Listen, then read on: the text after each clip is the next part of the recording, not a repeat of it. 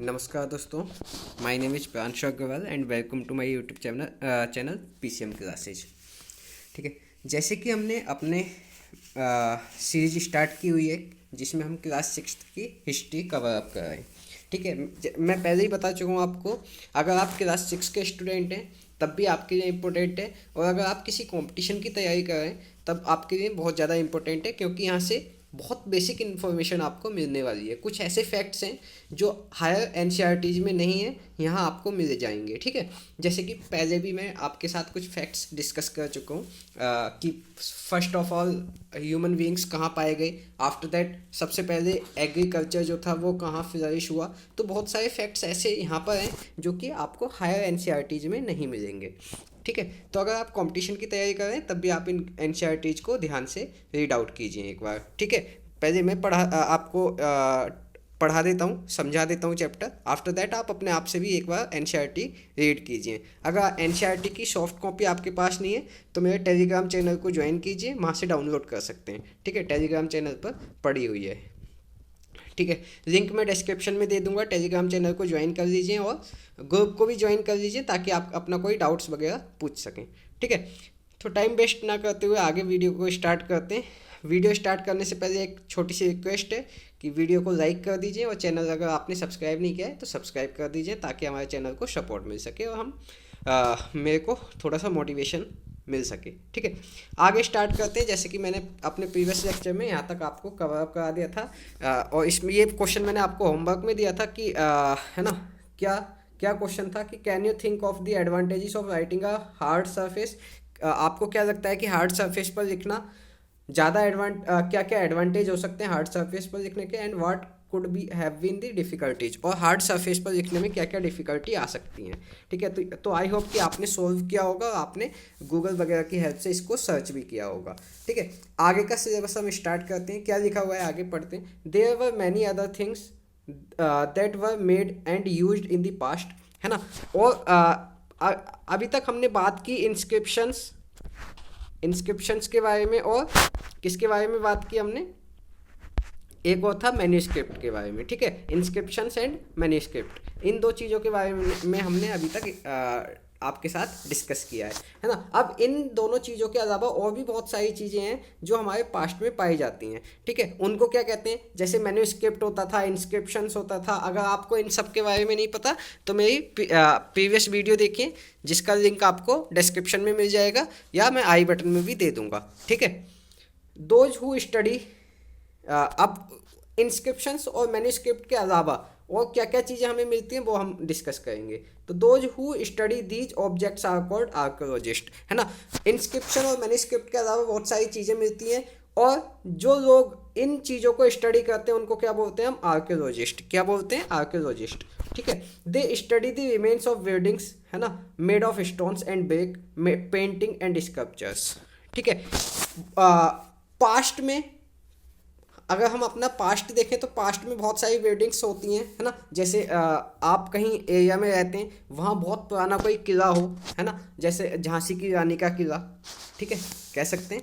तो वो सब जो लोग उन सब चीज़ों के बारे में स्टडी करते हैं उनको क्या कहते हैं, आर्कियोलॉजिस्ट, है ना। उसमें क्या क्या आर्कियोलॉजिस्ट किस किस चीज़ के बारे में स्टडी करते हैं, रिमेन्स ऑफ बिल्डिंग, ऐसी बिल्डिंग जो आज के टाइम में खंडर बन चुकी है, तो उसके बारे में स्टडी करना कि ये किस मटेरियल से बनी थी उस समय, कितने टाइम पुरानी है, कौन इसमें रहता था, वो सब चीज़ें, उसके बारे में चीज़ें पता करना, वो किसका काम होता है, आर्कियोलॉजिस्ट का काम होता है। ठीक है, तो आर्कियोलॉजिस्ट क्या होते हैं, जो हमारे पास्ट में हो चुका उन चीज़ों को स्टडी करते हैं, उनको क्या कहते हैं, आर्कियोलॉजिस्ट कहते हैं। ठीक है, made of stone and brick, और किसके बारे में, पेंटिंग्स, पुराने टाइम की पेंटिंग्स, स्कल्पचर्स कुछ होते हैं। ठीक है, दे ऑल्सो एक्सप्लोर एंड एग्जवेट, है ना, और वो एक्सप्लोर करते हैं और एग्जवेट मतलब dig under the surface of the earth, है ना। मतलब बहुत सारी चीज़ें ऐसी हैं जो अर्थक्वेक वगैरह, मतलब सुनामी वगैरह के दौरान, in the duration of tsunami, earthquake, हमारे अर्थ के अंदर बहुत सारी चीज़ें दब गई हैं, तो उनको एक्सप्लोर करते हैं, एग्जवेट करते हैं, और उनको स्टडी करके हमें बताते हैं कि पुराने टाइम में एक्चुअल में था क्या। ठीक है, टू फाइंड टूल्स, वेपन्स, है ना, पुराने टाइम के tools, weapons, pots, pans, ornaments, इन सब के बारे में जो स्टडी करते हैं उनको क्या कहते हैं हम? आर्कियोलॉजिस्ट कहते हैं। Clear? Some of these objects may be made of stone, इनमें से कुछ ऑब्जेक्ट किसके बने होते हैं? स्टोन के बने होते हैं। अदर ऑफ बोन, कुछ ऑब्जेक्ट बोन के बने होते हैं। बेक्ड, क्ले और मेटल, कुछ क्ले के बने होते हैं और मेटल के बने होते हैं। ठीक है? Objects that are made of hard, है ना, कुछ ऑब्जेक्ट हार्ड होते हैं। Imperishable substances usually survive for a long time, और बहुत सारे ऑब्जेक्ट ऐसे होते हैं जो हार्ड मटेरियल के बने होते हैं और बहुत टाइम तक सर्वाइव कर सकते हैं। ठीक है? तो मेनली हमने इस पैराग्राफ में क्या देखा? तो मेनली हमने इस पैराग्राफ में देखा आर्कियोलॉजिस्ट के बारे में। ठीक है? आर्कियोलॉजिस्ट कौन होते हैं? जो रिमेन्स ऑफ बिल्डिंग्स, यानी कि हमारे पास्ट में जो चीज़ें हो चुकी हैं उनके बारे में, जो पास्ट की चीज़ें अभी हमें मिल रही हैं, जैसे कि पुरानी पेंटिंग्स, है ना, पुरानी बिल्डिंग्स, उनके बारे में जो स्टडी करते हैं उनको क्या कहते हैं? हम आर्कियोलॉजिस्ट कहते हैं। Is that clear? आर्कियोलॉजिस्ट क्या होते हैं? जो पुराने हमारे पास्ट के रिमेन्स के बारे में स्टडी करते हैं। पास्ट का रिमेन्स मतलब पास्ट में हो चुकी चीज़ें या पास्ट में पाई जाने वाली चीज़ों का रिमेन्स जो बचता है, जैसे पुरानी बिल्डिंग्स, है ना, और पुरानी पेंटिंग्स, इन सब के बारे में जो स्टडी करते हैं वो क्या कहलाते हैं? हमारे आर्कियोलॉजिस्ट कहलाते हैं। ठीक है? आर्कियोलॉजिस्ट का क्या काम होता है और क्या काम होता है? तो आर्कियोलॉजिस्ट का काम होता है जो चीज़ें ज़मीन में दब गई हैं, जैसे कि पुराने टाइम के टूल्स, वेपन्स, पॉट्स, बर्तन, है ना, पेन्स, ऑर्नामेंट्स वगैरह, इन सब के बारे में स्टडी करके हमें बताना। ठीक है? तो ये काम होता है आर्कियोलॉजिस्ट का। ठीक है? अच्छा, ये मैं डिस्कस कर चुका था ये वाला अपने प्रीवियस क्लास में, तो यहाँ डिस्कस करने की ज़रूरत नहीं है। ठीक है? अगर आपने प्रीवियस नहीं देखी है वीडियो मेरी तो देख सकते हैं। ठीक है?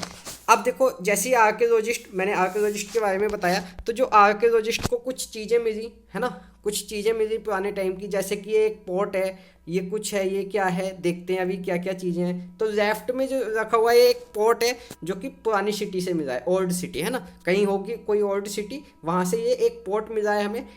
ठीक है? इसके बारे में आर्कियोलॉजिस्ट ने पता किया।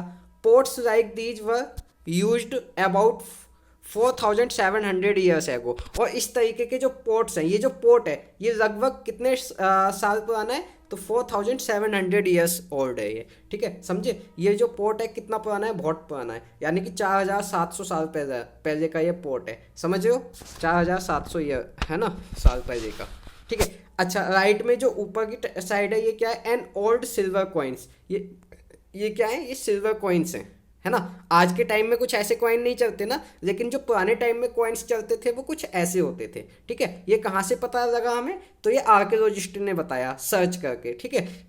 मतलब जैसे कोई सुनामी वगैरह आई होगी, वो ज़मीन में दब गए होंगे, फिर उन्होंने उनको एक्सकवेट किया और हमें बताया कि ये क्या है? पुराने टाइम के कॉइन्स हैं कुछ, यानी कि पुराने टाइम में कुछ ऐसे कॉइन्स चलते थे। पुराने टाइम का मतलब ऐसे नहीं कि 100-200 साल पहले, लगभग 2-3 हज़ार साल पहले की बात चल रही है। ठीक है? तो an old silver coin such as this one were in use from about 2500 years एगो।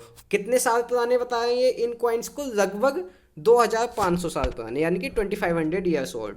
ठीक है? In what ways is the coin different from the ones we use today? ये जो कॉइन्स हैं ये आज के कॉइन से किस तरीके से अलग है? तो मैं तो कहता हूँ कि पूरी तरीके से ही अलग है ना। आज के टाइम में क्या है? आज के टाइम में एक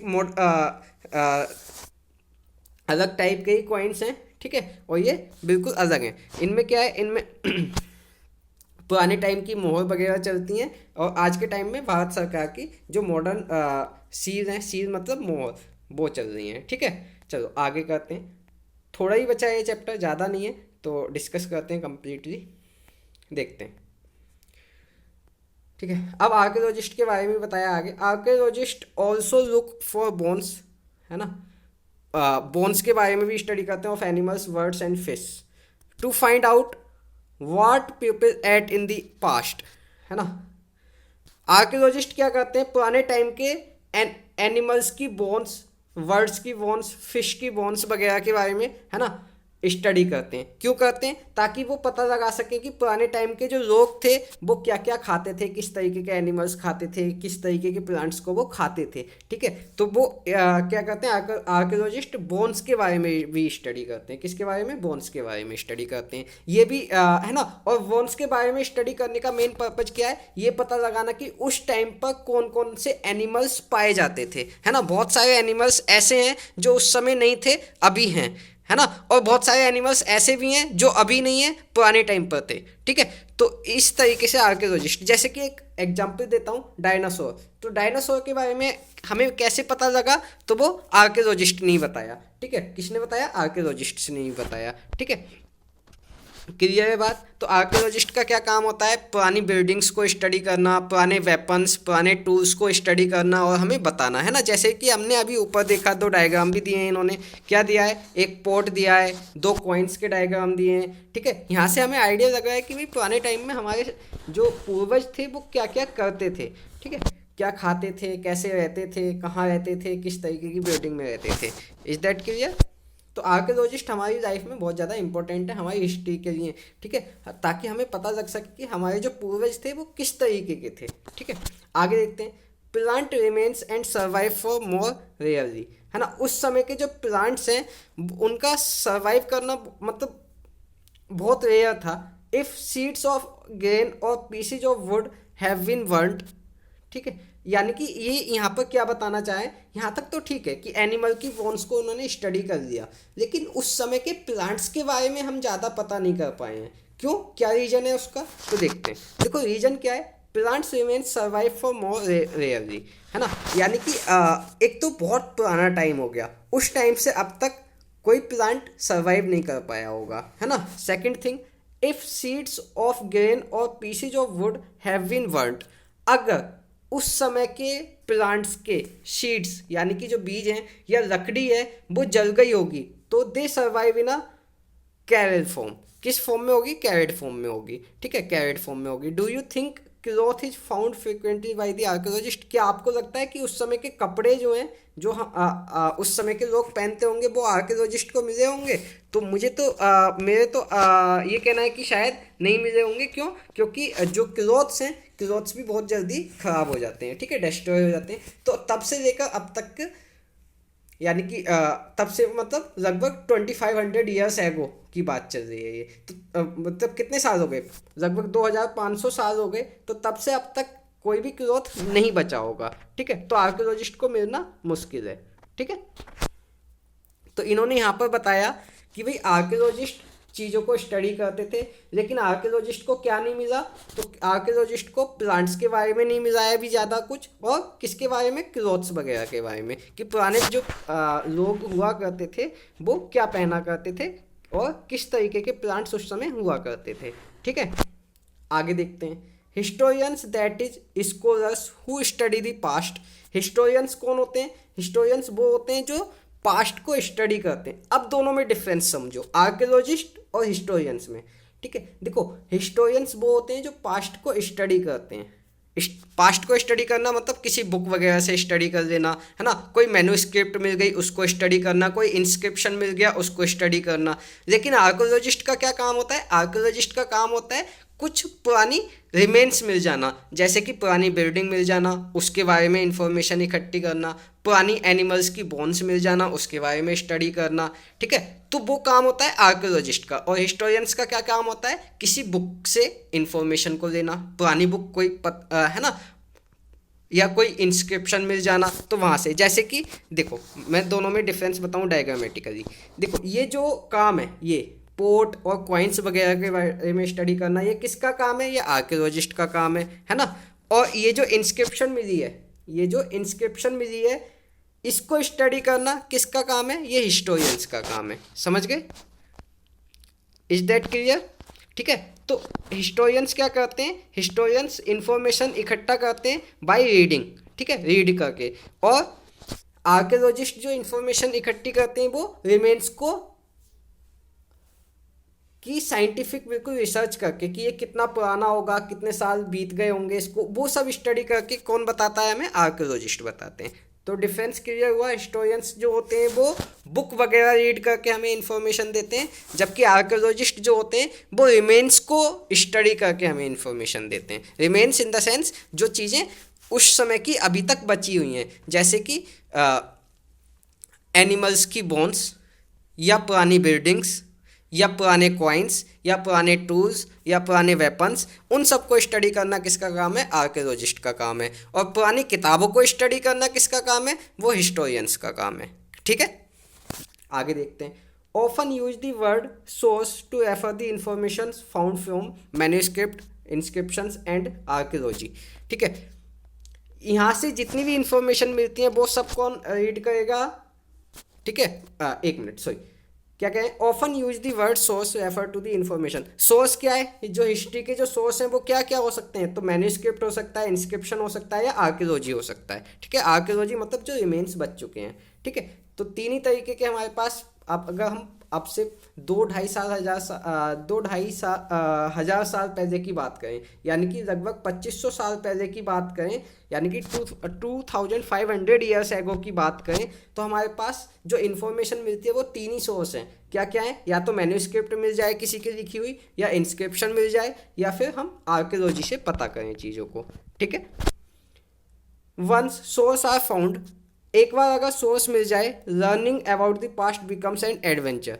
ठीक है, चलो मान लिया कि आपको हिस्ट्री का कोई सोर्स मिल गया, लेकिन उससे भी इंफॉर्मेशन गैदर करना एक एडवेंचर है। क्यों? As we reconstruct it bit by bit. क्योंकि पुराने टाइम में, मैंने पहले ही बताया कि पुराने टाइम में क्या लोग कौन सी भाषा बोलते थे, कैसे लिखते थे, उनका लिखने का तरीका क्या था, वो बहुत अलग है। अब के तरीके से वो तरीका बहुत अलग है। जो पुराने टाइम के लोगों का तरीका था लिखने का, पढ़ने का, वो बहुत अलग था, है ना? हमारा बहुत अलग है। तो अगर मान लो किसी हिस्टोरियन को कोई इंस्क्रिप्शन मिला या कोई मैन्यूस्क्रिप्ट मिली, तो उसको पढ़ना भी कोई आसान बात नहीं है, ये बहुत एडवेंचरस है।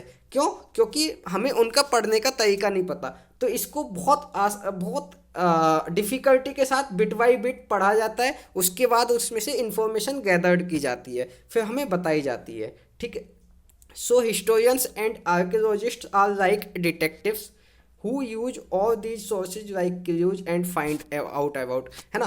तो इसीलिए कहा जाता है कि हिस्टोरियंस और आर्कियोलॉजिस्ट जो हैं हमारे डिटेक्टिव की तरह होते हैं, जो कि हल्का सा क्लू मिलने पर, जैसे कि ये आपका ये इंस्क्रिप्शन है। ठीक है, तो इंस्क्रिप्शन क्या है? इसमें बहुत ज़्यादा इन्फॉर्मेशन नहीं मिली होगी उनको, लेकिन कहीं ना कहीं हल्के हल्के क्लूज मिले होंगे, है ना? जैसे इन्होंने नाम दिया है कि अशोका की लिखी हुई है। किसकी लिखी हुई है? अशोका की। मैंने बताया था उस दिन, है ना, कि ये जो इंस्क्रिप्शन है ये किसकी है? अशोका की है। ठीक है, ये यहाँ बताया गया है, देखो। तो ये कहीं ना कहीं क्लू से पता लगा है। इसकी पूरी इन्फॉर्मेशन हमारे हिस्टोरियंस के पास भी नहीं है। क्यों? क्योंकि इस पर जो लैंग्वेज लिखी हुई है ना, वो उस टाइम की अलग लैंग्वेज थी और ये इस टाइम की अलग लैंग्वेज है। ठीक है, और क्या बताया हिस्टोरियन ने इसके बारे में? तो हिस्टोरियन ने इसके बारे में बताया कि भाई ये जो है, ये ऊपर दूसरी दूसरी लैंग्वेज में लिखा हुआ है, नीचे दूसरी लैंग्वेज में लिखा हुआ है, जो कि आप भी साफ साफ देख सकते हो, है ना? ऊपर की लैंग्वेज अलग है, नीचे की लैंग्वेज अलग है। तो बस इतना ही बता पाए, बहुत ज़्यादा नहीं बता पाए। क्यों? क्योंकि उस समय का लिखने का और पढ़ने का तरीका अलग होता था। ठीक है, तो अगर हमें सोर्स मिल भी जाता है तब भी इसका मीनिंग निकालना बहुत एडवेंचरस है, क्योंकि इसको बिट बाई बिट पढ़ना होता है और कहीं ना कहीं हल्का सा क्लू लेकर हमें पूरी इन्फॉर्मेशन गैदर्ड करनी होती है। ठीक है, तो हिस्टोरियंस लाइक अ डिटेक्टिव है। ठीक है, यहाँ हिस्टोरियंस किसका काम करते हैं? एक डिटेक्टिव की तरह काम करते हैं। ठीक है, चलो देखते हैं अब आगे क्या बोला है इन्होंने। वन पास्ट और मैनी। ठीक है, क्या है इसमें देखते हैं। Did you notice the title of this book? क्या आपने ये जो क्लास 6 की बुक है इसका टाइटल देखा? इसका टाइटल क्या है? अवर पास्ट, है ना? Our past. We have use the word past in plural. Past एक होता है पास्ट, और ये जो वर्ड है ये है पास्ट्स, यानी कि ये क्या है? ये सिंगुलर है और ये प्लूरल है। ये क्या है? प्लूरल है। ठीक है, तो यहाँ पर प्लूरल क्यों यूज किया गया है, तो वो बताना चाहें कि प्लूरल क्यों यूज किया है, देखते हैं। We have used the word pasts in plural to draw attention to the fact that the past was different for different group of people. ये यहाँ पर पास्ट इसलिए लिखा है क्योंकि यहाँ हम ये हमें अलग अलग लोगों के पास्ट के बारे में बताया है, समझ रहे हो? मतलब ये अलग अलग लोगों के, मतलब बहुत सारे लोगों के पास्ट के बारे में बताया है, इसलिए यहाँ पर क्या वर्ड यूज किया गया है? पास्ट। ठीक है, क्या यूज किया गया है? पास्ट। क्यों? क्योंकि पुराने टाइम में लोग एक दूसरे से बहुत ज़्यादा कनेक्टेड नहीं रहते थे। मान लो एक गांव के लोग दूसरे गांव के लोगों से बहुत कम कनेक्टेड रहते थे, तो उनका जो रहने का तरीका था, मान लो दूसरे गांव के लोगों का जो रहने का तरीका था और दूसरे गांव के जो रहने, मान लो ये ए विलेज है, ये बी विलेज है, ठीक है। तो ए वालों का जो रहने का तरीका है और बी वालों का जो रहने का तरीका है वो बहुत डिफरेंट होगा। वो उनका जो पास्ट है, दोनों का पास्ट बहुत डिफरेंट होगा। तो दोनों के पास्ट के बारे में बताया गया है, तो यहाँ पर क्या यूज करेंगे हम, पास्ट। तो इस तरीके से बहुत लोगों के पास्ट के बारे में यहाँ पर बताया गया है। तो क्या यूज किया है इन्होंने, वर्ड पास्ट, ठीक है। For example the lives of herders और farmers were different from those of kings and queens, है ना। यहाँ पर एक एग्जाम्पल भी दिया है इन्होंने कि जो पुराने टाइम के जो हर्डर्स होते थे या फार्मर्स होते थे, उनकी जो पास्ट था, यानी कि उनकी जो लाइफ थी वो अलग थी, और किंग्स और क्वींस की जो लाइफ थी वो अलग थी, ठीक है। तो दोनों के बारे में अलग अलग पास्ट में पढ़ना है हमें, तो इसलिए क्या वर्ड यूज किया है, पास्ट, ठीक है। The lifes of merchants were different from those of the craft persons, है ना। जो मर्चेंट की लाइफ थी वो क्राफ्ट पर्सन से अलग थी, है ना, एंड सो ऑन। यानी कि हर एक की अपना अलग अलग पास्ट है, इसलिए क्या वर्ड यूज हुआ है, पास्ट से यूज हुआ है। Also as is true even today, और आज के टाइम में भी ये ठीक है, बिल्कुल, है ना। एक स्टूडेंट की लाइफ अलग होती है, एक स्टूडेंट की लाइफ अलग होती है, और एक फार्मर की लाइफ अलग होती है, समझ रहे हो। तो अगर हम दोनों के बारे में स्टडी करें तो दोनों के बारे में अलग अलग स्टडी करना पड़ेगा ना। तो आज के टाइम में भी ये चीज़ बिल्कुल सेम है जैसे कि पुराने टाइम में थी, ठीक है। और ठीक है, follow different practice and customs in different parts, ठीक है, of the country. For example, अब एग्जाम्पल दिया इन्होंने आज के टाइम में भी, ठीक है। क्या क्या है, for example, today most people living in Andaman island get there on food by fishing, hunting and collecting forest produce, है ना। एग्जाम्पल के तौर पर ये आज के टाइम में बताएं कि जो लोग अंडमान निकोबार आइलैंड पर रह रहे हैं वो आज के टाइम में भी खाना कहाँ से खाते हैं, फिशिंग करके, हंटिंग करके, कलेक्टिंग फॉरेस्ट प्रोड्यूस, है ना, यानी कि पेड़ों से, जंगलों से पेड़ वगैरह कलेक्ट करके, ठीक है, पेड़ों की जड़ खाते हैं या फल फ्रूट वगैरह खाते हैं, ठीक है। By contrast most of the people living in the cities, है ना। अगर हम बात करें शहरों की, तो शहर के जो लोग हैं वो किस पर डिपेंड हैं, वो फूड की सप्लाई पर। फूड की सप्लाई कहाँ से होती है, विलेजेस से,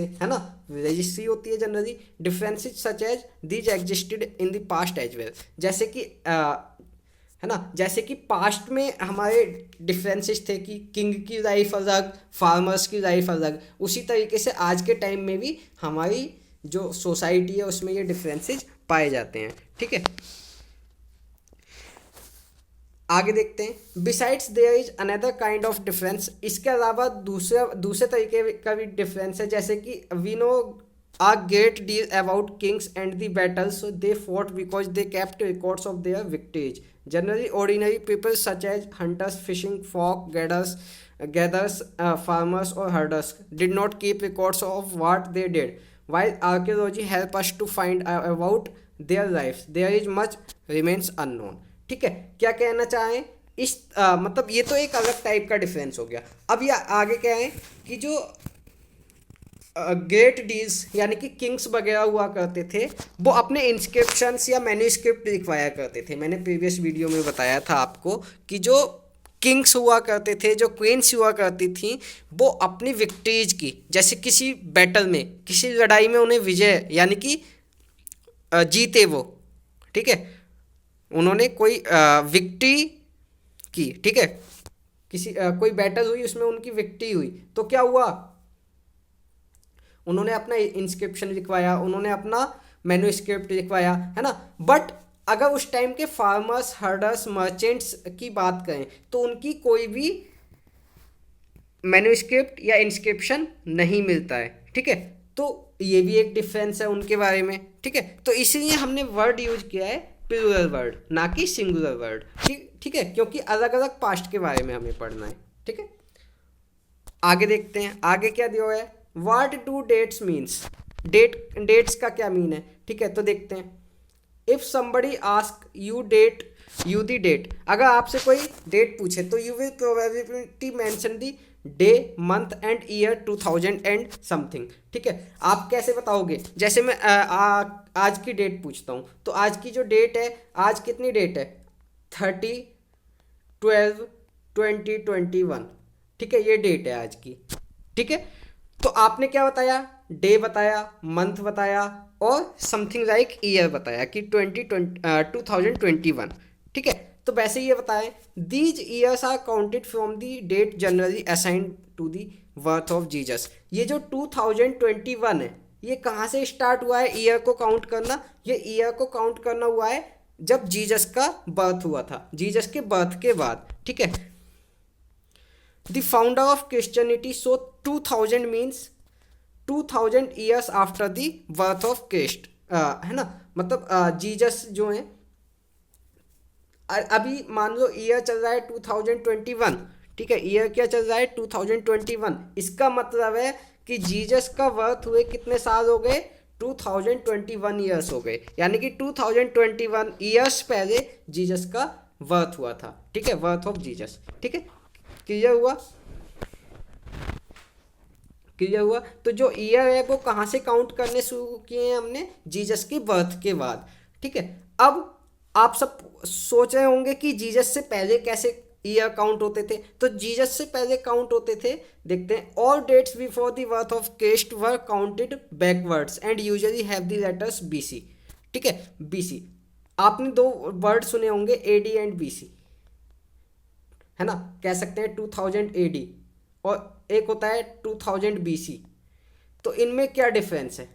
ठीक है, ये होता है 2000 एडी और 2000 बीसी का क्या मतलब है? तो अगर कहीं लिखा हुआ है 2000 एडी, तो एडी का मतलब है जीसस की बर्थ के बाद, ठीक है, जीसस की बर्थ के बाद कितने ईयर? 2000 ईयर, ठीक है। अब मान लो कहीं लिखा है 2000 बीसी, यानी कि जीसस की बर्थ से 2000 पहले, ठीक है, 2000 पहले, बिफोर क्रिस्ट। इसका अब जो बीसी की फुल फॉर्म है वो क्या है? बिफोर क्रिस्ट, ठीक है। तो अब आपको एक होमवर्क है, एडी की फुल फॉर्म आप बताना। बीसी की फुल फॉर्म मैंने बता दी या एनसीईआरटी में लिखी हुई है बिफोर क्रिस्ट, ठीक है। अब आपको बतानी है एडी की फुल फॉर्म। एडी की फुल फॉर्म मुझे बताना क्या होती है, ठीक है, कमेंट सेक्शन में। In this book we will refer to the dates going back from the present using 2000 as our starting point, ठीक है। जो भी बुक्स इस बुक में जो भी डेट्स दी हुई हैं, जैसे ये इस वाली डेट की बात करें, इन्होंने क्या कहा है कि 4700 ईयर्स एगो। तो ये 4700 ईयर्स एगो कैसे? तो 2000 तो हो गए जीसस के बर्थ को, ठीक है। तो 2000 माइनस करो, इसमें से कितने बचे? 2700। तो इसका मतलब है कि ये जो डेट है ये कब की है? 2700 बीसी की है, समझ रहे हो? 2700 बीसी की डेट है ये। क्लियर है? कैसे निकाला? तो ऐसे निकाला कि 2000 हमने माइनस कर दिया। क्यों? क्योंकि 2000 एडी में चल रहे हैं हम, जबकि ये पहले की बात हो रही है। तो जब पहले की बात करेंगे तो वो एडी वाले ईयर हमें माइनस करने पड़ेंगे, ठीक है। यही बात इन्होंने लास्ट वाली लाइन में कही है। अगर आपको एडी और बीसी में डिफरेंस जानना है तो मुझे कमेंट कीजिए, मैं आपको एक सेपरेट वीडियो इसके ऊपर बना करके दे दूंगा, ठीक है। तो इन्होंने क्या कहा है कि जीसस के जो बर्थ को माना है इन्होंने लगभग 2000 ईयर्स एगो माना है। बट अभी के हिसाब से अगर माने तो कितने साल हो गए जीसस के बर्थ को? 2021, ठीक है, 2021 ईयर्स हो गए। क्लियर है?